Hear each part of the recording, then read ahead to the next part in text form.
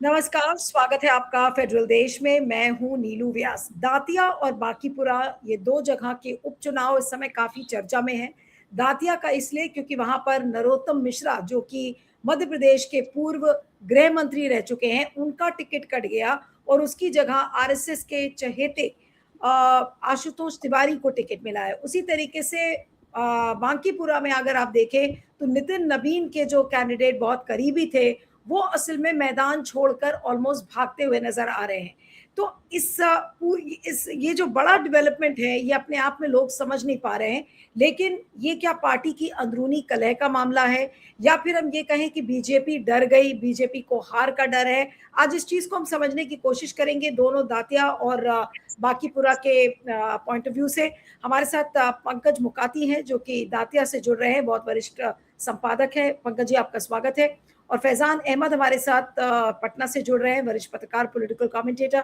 आपका स्वागत है। मैं पंकज जी से शुरू करती हूँ कि दातिया आज मैं नरोत्तम मिश्रा का एक वीडियो देख रही थी जिसमें कि वो बिल्कुल रो पड़े। आज स्टेज से उतरते उतरते उन्होंने कहा कि मैं यहाँ पर कुछ भी हो जाए, मैं लास्ट घर घर दरवाजे जाकर आशुतोष तिवारी के लिए मैं वोट की भीख मांगूंगा। और कहते कहते जब वो स्टेज से उतर रहे थे तो वो रोने लगे ऑलमोस्ट। इसका क्या मतलब है और जनता इसको कैसे ले रही है? देखिए, नरोत्तम मिश्रा या कोई भी व्यक्ति जब लंबे समय से एक ही अपने विधानसभा क्षेत्र में काम करता है और वहीं से वो मंत्री भी रहा और 10 साल मध्य प्रदेश सरकार में मंत्री रहे नरोत्तम मिश्रा, तो जाहिर सी बात है कि उनको ये पूरी उम्मीद भी थी कि इस बार टिकट उनको ही मिलेगा और वो इसके लिए 2 महीने से तैयारी कर रहे थे। और एक आदमी को ऐसा लगने लगता है कि मेरे अलावा कोई विकल्प पार्टी के पास दतिया में नहीं है, मैं ही सबसे बड़ा नेता हूँ।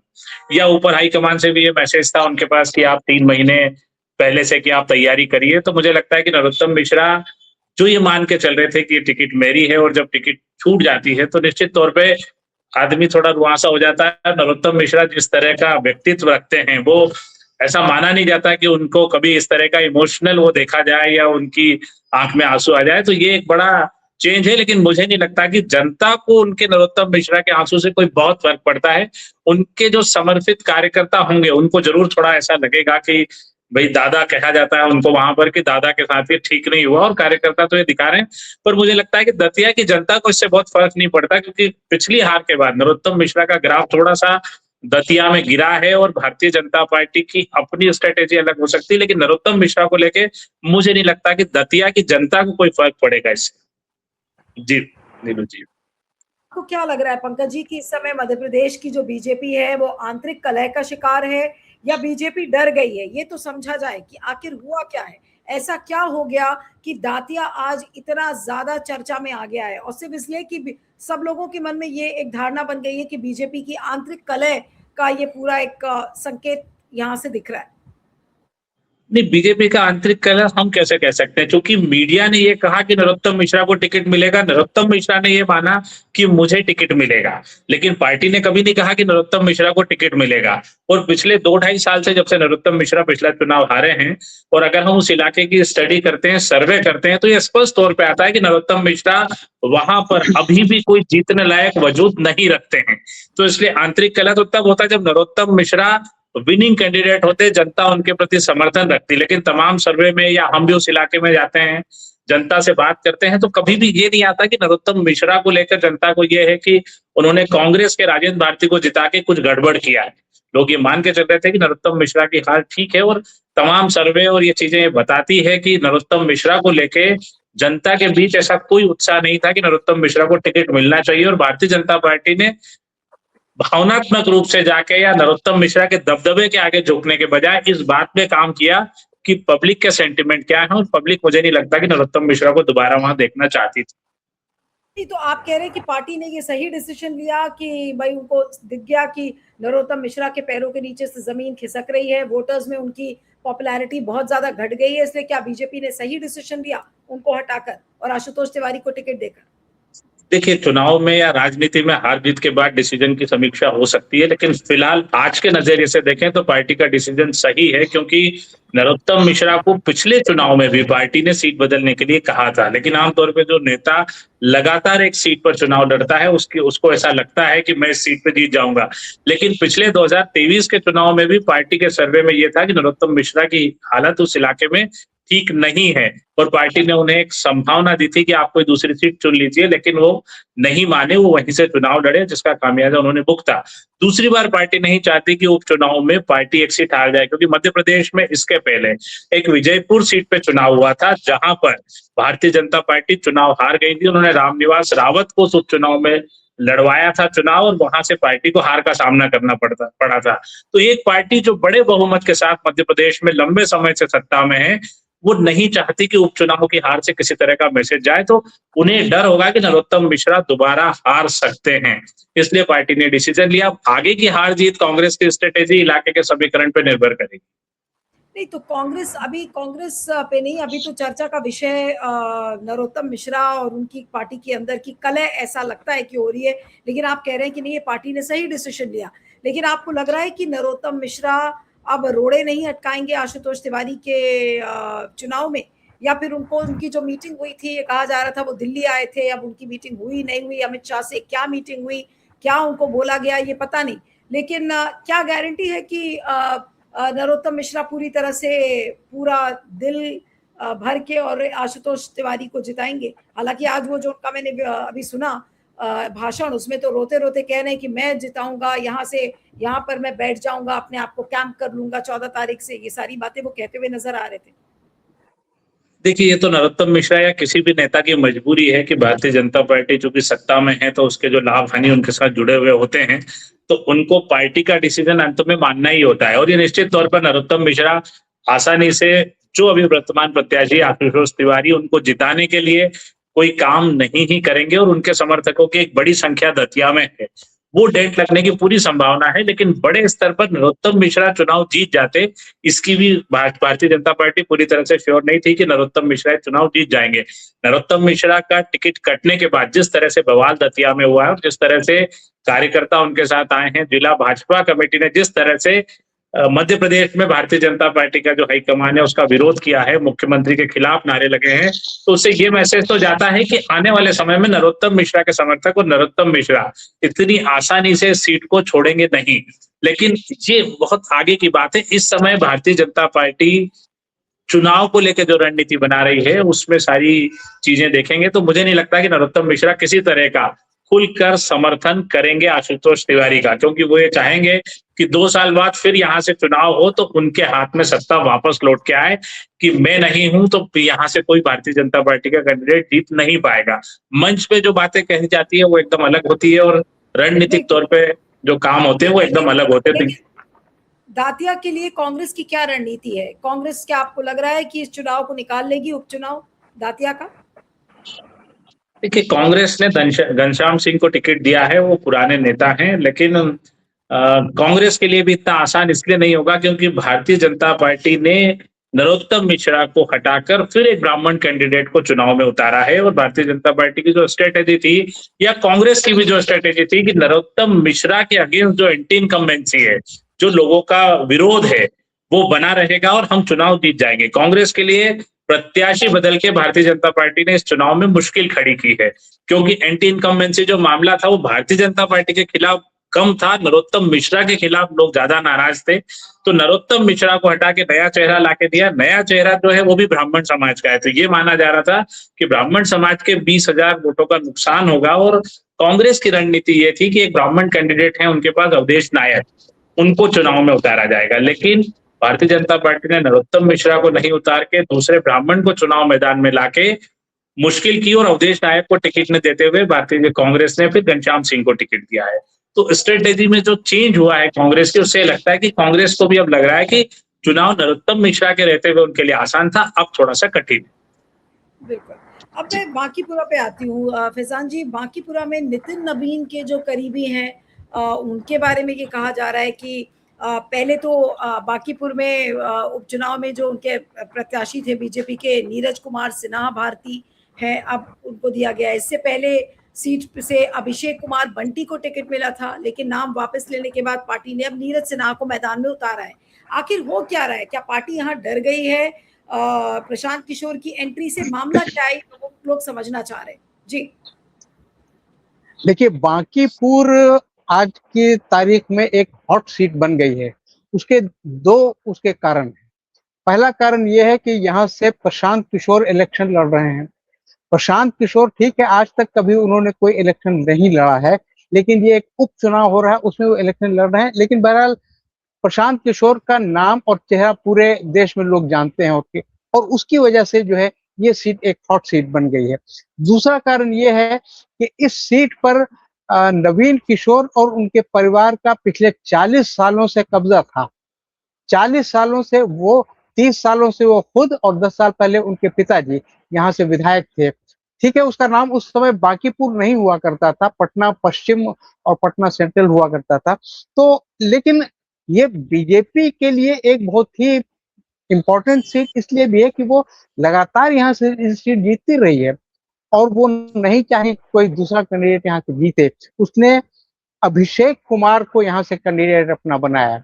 अभिषेक कुमार के बारे में कहा जाता है कि वो नितिन नवीन के बहुत ही करीबी हैं और ये नितिन नवीन का ये फैसला था कि अभिषेक कुमार को इस उपचुनाव में टिकट दिया जाए। लेकिन अभिषेक कुमार अपना पर्चा भरने के दूसरे दिन ये कहें कि रिटायर्ड हर्ट हो गए, वो मुकाबले से हट गए। लेकिन पर्चा और भरने के पहले क्या उनकी बातचीत नहीं हुई होगी? क्या ये बात उनको पता नहीं थी कि प्रशांत किशोर भी लड़ रहे हैं वहां से चुनाव? आखिर नाम डिक्लेयर होने के बाद वापस जाना, ये तो बड़ा खराब इंप्रेशन बीजेपी के बारे में पड़ता है। ये बीजेपी के लिए अनप्रेसिडेंटेड है। आज तक ऐसा कभी नहीं हुआ कि बीजेपी पूरे देश में कहीं भी बीजेपी ने अपना उम्मीदवार खड़ा किया हो, उसने अपना पर्चा भरा हो और दूसरे दिन तीसरे दिन जाकर के वो कहता है कि साहब हम चुनाव नहीं लड़ेंगे। उसके उसके पीछे जो बहुत से कारण बताए जा रहे हैं, उसमें जो भी कारण हो, लेकिन ये तो बात तय है कि बीजेपी कुछ डरी हुई है यहाँ, शायद प्रशांत किशोर की वजह से, क्योंकि प्रशांत किशोर एक बहुत बड़ा नाम है और उसकी वजह से ऐसा हो सकता है। लेकिन दूसरी तरफ और भी कारण बताए जा रहे हैं अभिषेक कुमार के बारे में कि ये कहा जा रहा है कि साहब उनके पिताजी का नाम चारा घोटाला में आ गया था और वो उन 45 लोगों में शामिल हैं जिनके खिलाफ सीबीआई ने चार्जशीट फाइल किया था। तो उन पिताजी का भी नाम था उसमें। तो ये एक कारण बताया, लेकिन ऐसा तो हो नहीं सकता कि बीजेपी के नेताओं को ये बात नहीं मालूम रही हो।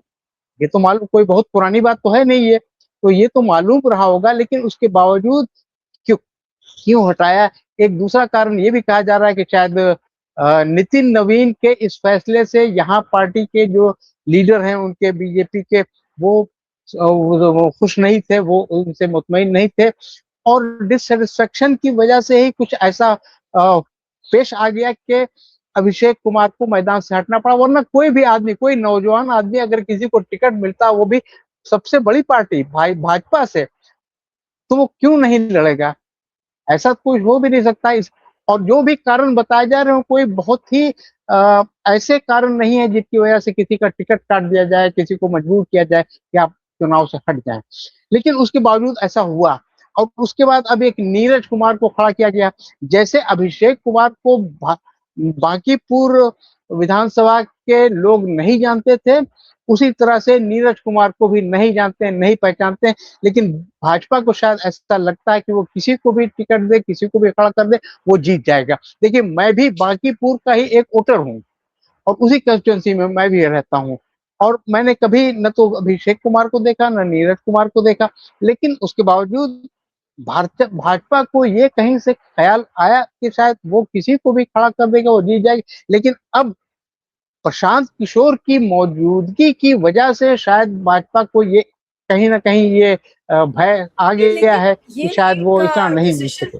फैजान, लेकिन ये आपको नहीं लगता कि कहीं न कहीं ये नितिन नवीन पर भी बहुत सवाल खड़े करता है? वो पार्टी के प्रेसिडेंट हैं, उन्होंने अपने करीबी को टिकट दे दिया और ये भी नहीं जान पाए वो कि वो भाग खड़ा होगा मैदान से। ये तो बीजेपी को बिल्कुल बेइज्जत करने वाली बात हो गई। बिल्कुल, ये प्रश्न चिन्ह नितिन नवीन पर ही है, जितना पार्टी के भाजपा पर है उतना ही नितिन नवीन पर भी है, क्योंकि ये नितिन नवीन की सीट है और उन्होंने अपनी पसंद का उम्मीदवार, ऐसा उम्मीदवार यहाँ से खड़ा किया जो उनका बहुत ही करीबी है, बहुत ही करीबी है।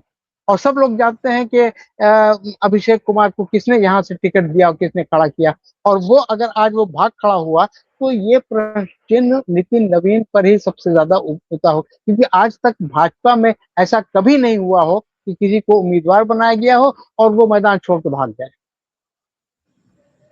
तो अब क्या लग रहा है आपको अभी किस तरीके से अब ये पूरा चुनाव आगे बढ़ रहा है?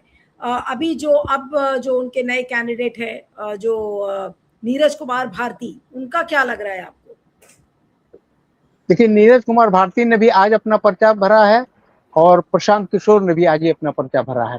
प्रशांत किशोर पिछले कम से कम 1 डेढ़ महीना से इस क्षेत्र में काम कर रहे हैं। काम कर रहे हैं मतलब अपना प्रचार कर रहे हैं, या उनके लोग उनका प्रचार कर रहे हैं, और सबको मालूम हो गया है कि प्रशांत किशोर ही यहाँ से इलेक्शन लड़ेंगे। इससे पहले कि जन स्वराज उनका नाम तय करती या ऐलान करती, उसके पहले से लोगों को यहाँ मालूम है। तो ये एक नीलू, मैं एक बात और भी कहना चाहूंगा यहाँ पर। मैंने बहुत से चुनाव देखे हैं, मैंने बहुत से उपचुनाव भी देखे हैं अपने कैरियर में। आज तक इस बांकीपुर में जो उपचुनाव अभी हो रहा है, उसमें इतना लोगों का एंथुसियाज्म, इतना लोगों का इंटरेस्ट, और उसकी चर्चा सिर्फ उस क्षेत्र में नहीं, सिर्फ बिहार में नहीं है, पूरे देश में इसकी चर्चा हो रही है। नहीं, क्या इसकी मेन वजह प्रशांत किशोर की एंट्री है, या फिर ये कहें कि बीजेपी यहाँ पे बिल्कुल हारती हुई नजर आ रही है? एटलीस्ट परसेप्शन तो यही लग रहा है कि प्रशांत किशोर की एंट्री से बीजेपी डर कर भाग रही है। देखिए, प्रशांत किशोर की एंट्री की वजह से ही पूरे देश में इसकी चर्चा हो रही है, क्योंकि प्रशांत किशोर बहुत राज्यों में चुनाव लड़वा चुके हैं, अलग अलग पार्टियों के लिए चुनाव का उन्होंने काम किया है, लेकिन वो खुद कोई चुनाव नहीं लड़। देखिए, आपको याद होगा पिछला जो 2025 में बिहार विधानसभा का चुनाव हुआ, 243 सीटों में से लगभग 236 सीटों पर उन्होंने अपने उम्मीदवार खड़े किए, जन स्वराज पार्टी के उम्मीदवार खड़े किए गए थे। उसमें से शायद 2-3 छोड़ के किसी की जमानत नहीं बची, सबकी जमानत तक जब्त हो गई। यानी इतनी बुरी तरह से हार हुई है जन स्वराज पार्टी की। उसके बावजूद आज 8 महीने के बाद ये उपचुनाव हो रहा है, उसमें प्रशांत यानी जन स्वराज के कर्ता धर्ता, उसके जो उसके फाउंडर जिसको कहें, वो चुनाव लड़ रहे हैं। जाहिर है कि इसमें लोगों के इंटरेस्ट तो बढ़ेगा, लोगों को इसमें रुचि बढ़ रही है कि भाई क्या, क्यों लड़ रहे हैं, उनको क्या है। मैंने पूछा भी था इनके लोगों से कि भाई जब इनकी पार्टी हर जगह चुनाव हार गई पिछले चुनाव में, तो वो क्यों लड़ना चाह रहे हैं? तो उनके लोगों का कहना था कि हमारे पास जन स्वराज पार्टी के पास अब खोने के लिए कुछ नहीं है। लेकिन जो दोनों जगह की मिलाकर तस्वीर लग रही है, मैं पंकज जी के पास आती हूँ कि दातिया और बांकीपुर, ये दोनों को मिलाकर हम कहें तो आप क्या कहेंगे कि क्या ये दोनों का अगर मिलाकर हम दोनों जगह का देखें तो क्या यहाँ पर हारी हुई हताश आपको बीजेपी नजर आ रही है? मैं दोनों की बात कर रही हूँ, ये सवाल मैं अंत में फिर फैजान सर से भी करूंगी। जी पंकज। देखिए, दतिया में निश्चित तौर पर भारतीय जनता पार्टी के लिए मुश्किल है, क्योंकि पिछला चुनाव हारने के बाद वो इस चुनाव में फिर से वापस लौटना चाहती है। दतिया में बड़े स्तर पर जो जातिगत समीकरण है, अलग अलग दल हैं, दलित वोटर्स भी भारतीय जनता पार्टी के जो कैंडिडेट रहे हैं पिछले नरोत्तम मिश्रा से नाराज हैं। कुशवाहा समाज एक बड़ी कम्युनिटी है वहां पर, वो भी नरोत्तम मिश्रा से नाराज हैं। दो कम्युनिटी के नाराजगी को देखते हुए केवल ब्राह्मण वोटर के सहारे, 15,000 ब्राह्मण वोटर के सहारे भारतीय जनता पार्टी उस चुनाव में उतरने की स्थिति में नहीं थी। इसी कारण उन्होंने अपने एक ऐसे नेता को, जो 6 बार से विधायक रहा है, 10 साल तक मंत्री रहा है, मध्य प्रदेश का गृह मंत्री रहा है, और जिसके पास 2018 के चुनाव में जब कमलनाथ सरकार गिरती है उस समय पूरा मैनेजमेंट रहा हो, जिसने उस समय ज्योतिरादित्य सिंधिया सहित तमाम लोगों को भारतीय जनता पार्टी में लाने में बड़ी अहम भूमिका निभाई हो, उस नेता का मैनेजमेंट बेहतर हो सकता है, लेकिन उसका ग्राउंड वर्क इतना खराब है कि भारतीय जनता पार्टी को उसको बदलना पड़ता है। और आप समझ सकते हैं कि किसी भी सीट पर 3 बार से कोई आदमी लगातार जीत रहा हो, कोई भी नेता, तो वहां पे नए नेता को लाना एक जोखिम का काम हो सकता है। इसी डर को देखते हुए कि फिर से सीट ना हार जाए, भारतीय जनता पार्टी ने किया है, और निश्चित तौर पर यह मुकाबला मुश्किल होगा। मैं यहाँ पे पटना के बांकीपुर पे भी बताना चाहूंगा कि तो मेरा इनपुट है, मैं वहां पर करीब 4 साल रह चुका हूँ बिहार में। बांकीपुर सीट को लेकर जो आप दतिया का पूछ रहे हैं कि क्या भारतीय जनता पार्टी का अंदरूनी कलह है, तो मुझे लगता है कि बांकीपुर सीट पर जरूर भारतीय जनता पार्टी का अंदरूनी कलह है। वो नितिन नवीन और भाजपा हाईकमान के कुछ बड़े नेताओं का अंदरूनी कलह है। जो नितिन नवीन ने जिस कैंडिडेट को खड़ा किया, उसको लेकर जो बातें उठ रही है, जो फैजान जी भी बता रहे हैं कि भाई, तो ये मामला आ रहा है कि उनके पिताजी और उनकी मां चारा घोटाले में आरोपी रहे हैं, तो ये सबको पहले से पता है। उनकी मार्कशीट को लेकर 10वीं की जो सर्टिफिकेट है उसको लेकर सवाल उठ रहे हैं। तो भारतीय जनता पार्टी में ऐसा कोई सवाल है नहीं जिससे भी ये माना जाए कि किसी का एजुकेशन कम है, तो वो सवाल के घेरे में आ सकता है, क्योंकि नितिन नवीन खुद 12वीं पास है। तो ऐसा कोई सेक्टर बनता नहीं। चारा घोटाले की बात जहां तक है, तो पूर्व मुख्यमंत्री जगन्नाथ मिश्र के जो बेटे हैं वो इस समय भारतीय जनता पार्टी में बिहार में बड़े पद पे हैं और बड़े नेता हैं भाजपा के, तो वो भी लगातार भारतीय जनता पार्टी में बने हुए हैं। तो ऐसे में मुझे लगता है कि ज्यादा अंदरूनी कलह बांकीपुर सीट पे सेंट्रल हाईकमान का और नितिन नवीन के बीच में दिखाई दे रहा है कि उनके वजूद से ज्यादा दूसरे कैंडिडेट को मौका दिया गया है। दतिया की सीट पर निश्चित तौर पर मुकाबला रोचक होगा। भारतीय जनता पार्टी सत्ता में होने के बावजूद वहां कड़े संघर्ष की स्थिति में है। जी बिल्कुल ठीक है। मैं फैजान सर से कंक्लूडिंग कमेंट्स चाहूंगी कि फैजान सर, इस दोनों जगहों को देख के आपको एक जो टोटल पिक्चर लग रही है बीजेपी के लिए, वो क्या नजर आ रही है? देखिए, बांकीपुर के बारे में तो मैं ये कह सकता हूँ कि भाजपा को ये फीलिंग है, उसके लीडर्स को ये फीलिंग है कि हम ये सीट हमारी है, ये सीट हमारी ही रहेगी, हम ही यहाँ से जीतेंगे, हम जिसको चाहे उतार दें यहाँ वो जीत ही जाएगा। और यही सोच करके अभिषेक कुमार को खड़ा कर दिया गया, जिसको लोग जानते भी नहीं थे, न भाजपा के लोग जानते थे और न जनता के लोग जानते थे इसको। लेकिन वो कुछ ऐसी बातें हुई है जो पंकज जी भी इसको वो कंसीडर कर रहे हैं कि ये अंदरूनी कलह का मामला है, और जहां पर नितिन नवीन और कुछ और भारतीय जनता पार्टी के जो सीनियर लीडर्स हैं, जो नितिन नवीन से ज्यादा सीनियर हैं एज में भी, और उसमें ये अलग बात है कि उनको अध्यक्ष पार्टी का नेशनल राष्ट्रीय अध्यक्ष बना दिया गया, लेकिन ये कहीं ना कहीं ऐसी बात जरूर हुई है जिसकी वजह से उनको बदलना पड़ा और उनको पीछे हटना पड़ा, दूसरा उम्मीदवार उनको देना पड़ा।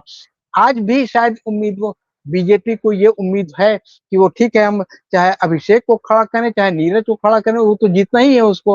अब ये जीतने वाली बात कहाँ तक सही हो सकती है, ये तो जब पोलिंग होगी तभी पता लगे। एक चीज और भी है, देखिए 3,80,000 वोटर हैं बांकीपुर में, लेकिन आधे लोग भी नहीं निकलते हैं वोट देने के लिए। यहाँ पूरी हिस्ट्री है, यहाँ 25% से लेके 40% तक ही वोटिंग होती है।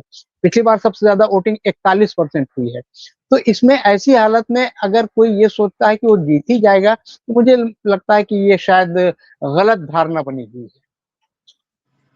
ये तो देखना होगा क्या होता है दातिया और बांकीपुर में। लेकिन कोई भी उपचुनाव इस तरीके से नेशनल चर्चा का एक विषय नहीं बना जितना कि ये दोनों जगह बने हैं। अब देखना होगा कि बीजेपी क्या करती है इसमें। लोग इस बात की चर्चा ही नहीं कर रहे हैं कि कांग्रेस वहां क्या करेगी, लेकिन बीजेपी के इर्द गिर्द पूरी जो चर्चा है देश की वो केंद्रित है। आप दोनों का बहुत बहुत शुक्रिया, Pankaj Mukati ji, Faizan ji, thank you so much for joining.